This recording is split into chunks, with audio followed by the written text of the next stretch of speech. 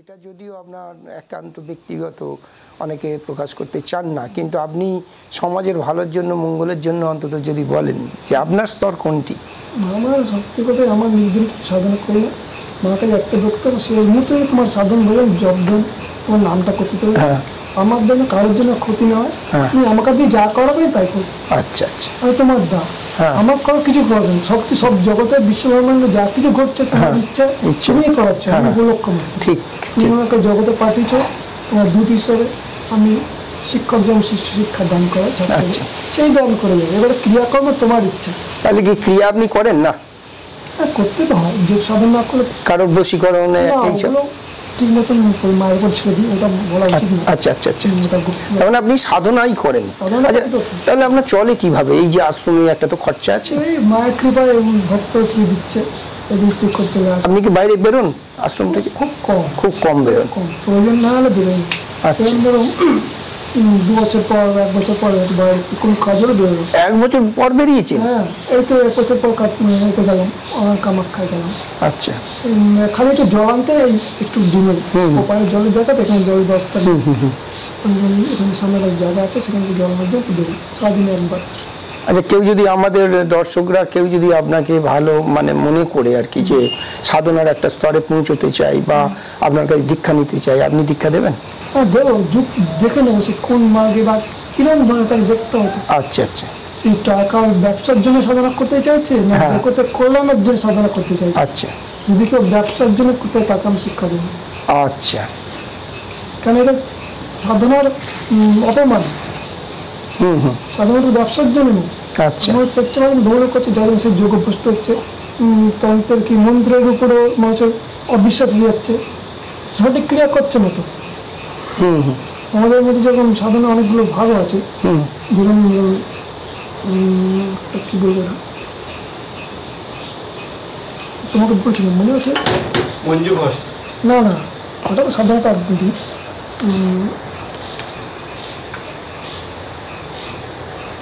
কথাটা মনে আসছে না, ঠিক আছে বলছি।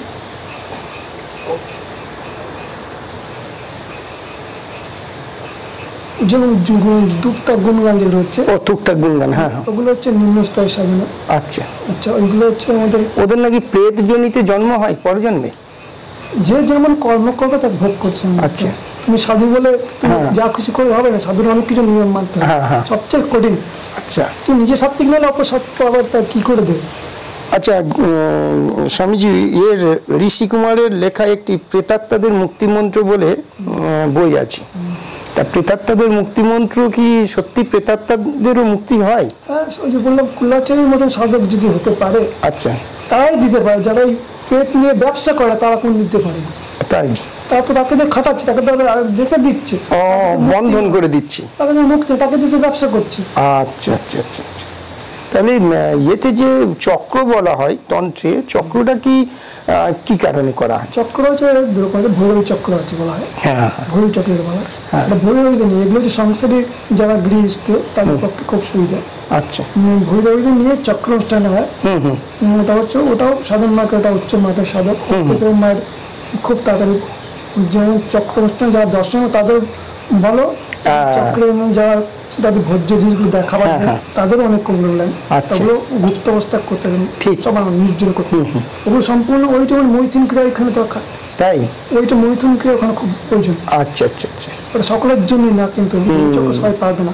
উচ্চ মার্গের ত্যাগী, ত্যাগী, আচ্ছা, যার মধ্যে কোনো লোভ নেই, নারীর উপর বা কোনো বস্তুর উপর যার লোভ নেই, সেই চক্র অধিকার। তার মানে ওনার সেই সাধনার ওই স্তরে গেলে তবে তিনি ওই করার অধিকারী, মানে চক্র পঞ্চমন্ত্রী আসন দরকার হবে। হ্যাঁ, কঠিন ব্যাপারটা, কারণ পঞ্চমন্ত্রী পরে করলে হবে, ওটা উচ্চমার্গ একটা মানে যুবতী মেয়ে একটা সাধন ছেলের সঙ্গে একটা ঠিক রাখতে পারেন, কিন্তু ওটা নিয়ম না, ওটা অন্য তো কৌশল আছে, অন্য কিছু নিয়ম আছে, জবদান ব্যাপার আছে। এই জন্য যারা চক্রে বসে ওখানেও কারণ পালন করতে হয়, মদ 5 রকম জিনিস করতে হয়, কিন্তু কোনো ভৈরবী হয় তাহলে কিন্তু মদ। আচ্ছা, মদে শুনেছি 3 রকম মানে অভিশাপ আছে, সেই অভিশাপগুলো কাটিয়ে তবেই নাকি চক্রের মধ্যে আনা হয়। তবে আমাদের তন্ত্রে কুলাচনের মতে তন্ত্র অনেক সহজ করে দিচ্ছে, মায়ের যে মন্ত্র বা কারণ শোধনের জন্য কারণ শোধন মন্ত্র, ওইগুলো দিয়েই তার সব নষ্ট হয়ে যায়। আচ্ছা আচ্ছা আচ্ছা। তখন ওই শোধন করা অশোধন দিয়ে যদি কেউ দেয় তখন ওই দোষগুলো চলে আসে। আচ্ছা, যখন শোধন করছি তো শুদ্ধ হয়ে যাচ্ছে, তো তখন কি করছে ওটাকে মাকে নিবেদন করছে। আমি খাচ্ছি না, কিন্তু এই যখন পান করছি সেই পানটা কিন্তু মানে আমি করছি না, মাকে চিন্তা করি, মার মুখে ঢালছি। জীবের মধ্যে মানে কণ্ঠে বা জীবের মুখে মাকে চিন্তা করতে হবে, শক্তি বা কালী রূপ তাকে চিন্তা করতে, তার মুখে কারণটা ঢালছি। আচ্ছা আচ্ছা, সেই চিন্তা করে পান করতে হবে, তার নিয়ম আছে, অনেক খেতে পারবে না। যেরকম আমাদের দামাচুরে নাড়ার মাথা খুলে বা সাত্বিক জায়গা তাহলে না করে খোলার মধ্যে করতে হবে, পেতে উঠে পারবে। তো যাই হোক, ওই কারণটা খাওয়ার অনেক নিয়ম আছে, খালি ডক করে খেলে হবে না। আচ্ছা, ওটা কি আমাদের হচ্ছে সাধনা করতে গেলে আগে ভোজনটাও ধারণ করতে হবে, জপ বুঝতে হবে। ক্ষুধার্ত তৃষ্ণার্ত কেউ জপে বুঝলে তার জপ ফল হবে না, তাই জন্য আগে খেয়ে নিতে হয়, পান করে নিতে হয়। আচ্ছা, একজন সাধক কখন অঘরী হয়ে ওঠেন? অঘরীর পাঁচটা একটু অন্যরকমের। আচ্ছা, সকলে তো অঘরী দু লাইন যায় না, ওটা তো প্রবৃত্তি মার্গেরই সাধনা। প্রবৃত্তি মার্গেরই? হ্যাঁ, প্রবৃত্তি মার্গ খেয়ে তো। প্রবৃত্তি মানে তন্ত্র মাঝে প্রবৃত্তি মার্গেরই সাধনা।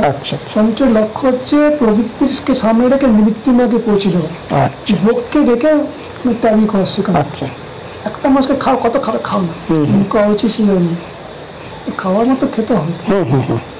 আচ্ছা স্বামীজি, আরেকটা কথা হচ্ছে যে আপনার বয়স বলা যাবে?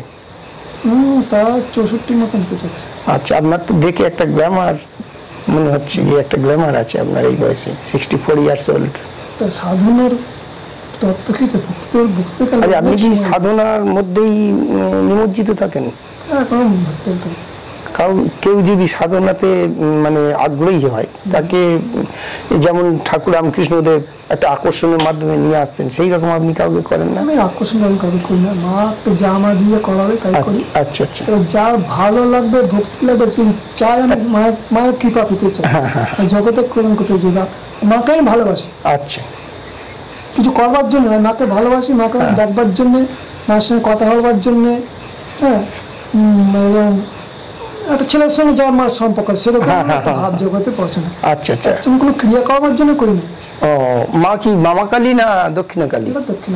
দক্ষিণা কালী। আচ্ছা আচ্ছা, আপনার যদি নিজের থেকে কিছু বলার থাকে একটু, আরো একদিনে তো আর হয় না, আপনার অনেক সময় এরকম আমাদের কিছু ব্যবসা সাধনাকে নিয়ে গিয়ে এমন জায়গায় ঢুকিয়েছে, তন্ত্রসাধনা দিয়ে কি হয়, অশিক্ষক পেয়ে শিক্ষার অভাবে সাধনা নষ্ট হয়ে যাচ্ছে, শিক্ষা গঠি হচ্ছে না, তো তাহলে ব্যবসায় লাগিয়ে দিচ্ছে। এবার কি মন্ত্র জায়গা চলছে না, সেই মন্ত্রগুলো অভিশপ্ত মতন যাচ্ছে, হচ্ছে না, এখন তো তন্ত্রের অবিশ্বাস হয়ে যাবে। তুমি ঠিক মতন সাধনা করলে না, মন্ত্র চৈতন্য করলে না, তাকে জাগালে না, নিজেও সিদ্ধ হলে না, মন্ত্র কাজ করবে কি বলবে? আচ্ছা, যেটা আপনার ওই বশিষ্ঠ মুনি যে তন্ত্রের উপর অভিশাপ করতে গেছিলেন, ওটার ব্যাপারটা একটু বলবেন? ওটার ব্যাপারটা হচ্ছে উনি তো ব্রহ্মা তাকে মন্ত্র দিয়ে পাঠিয়েছিল তপস্যার জন্য, বহুদিন যোগ মায়াকে তপস্যা, কিন্তু হলো না। উনি তারা মায়ের জন্য সৃষ্টি হয়েছে, তারা মাকে প্রচারের জন্য, তারা মহিলা প্রচারের জন্য তাকে সৃষ্টি করছে মায়ের ইচ্ছা। তা উনি তো তন্ত্র জানতেন না। আচ্ছা, যোগ মায়ের ব্রহ্মচর্য যারা কঠোর তপস্যা করছে, তো কিছুতেই